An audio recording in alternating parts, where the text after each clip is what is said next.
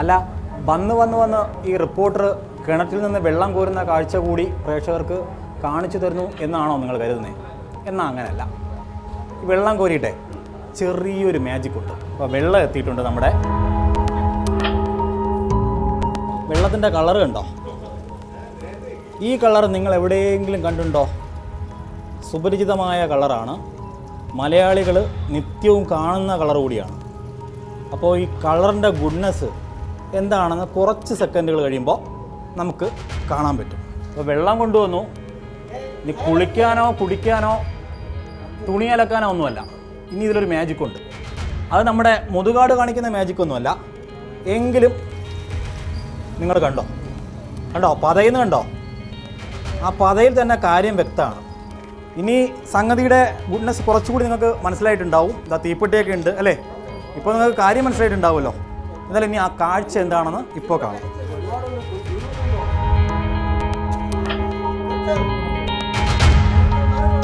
അപ്പോൾ കാഴ്ച കണ്ടോ? ഇനി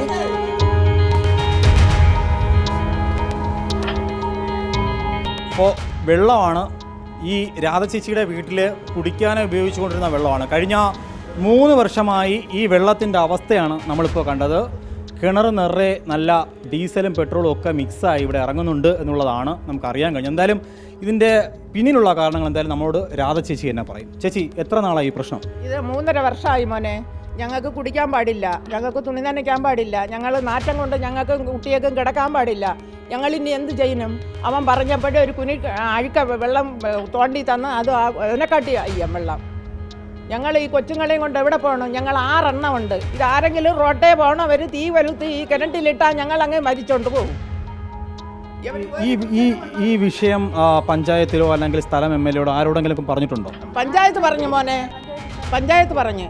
പിന്നെ MLA വന്ന് ഞങ്ങൾ ഒരാഴ്ചയ്ക്ക് നിങ്ങൾ കുടി മാറി താമസിക്കുമെന്ന് ഞങ്ങളെ വേറെ ഒരു വീട്ടിലാക്കി. ആൾക്കിട്ട് ഒരു ഫലവും കാണാനില്ല.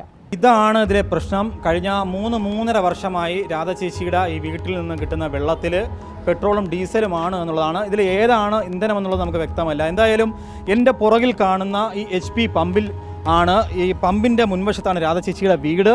ഈ പമ്പ് നിങ്ങൾക്ക് കാണാം. ഈ പമ്പിൽ നിന്നും കേവലം ഒരു 100 മീറ്റർ പോലുമില്ല ഈ പ്രദേശത്തെ വീടുകൾ.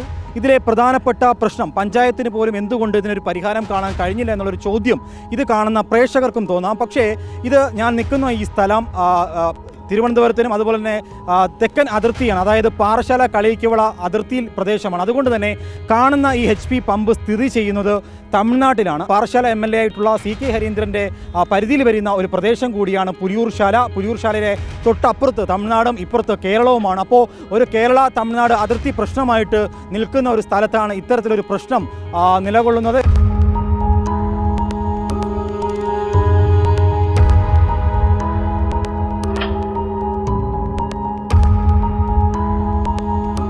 വേനൽക്കാലമായതോടെ സംസ്ഥാനത്തെ ഒട്ടുമിക്ക വീടുകളിലും കുടിവെള്ള പ്രതിസന്ധി ഉണ്ട്.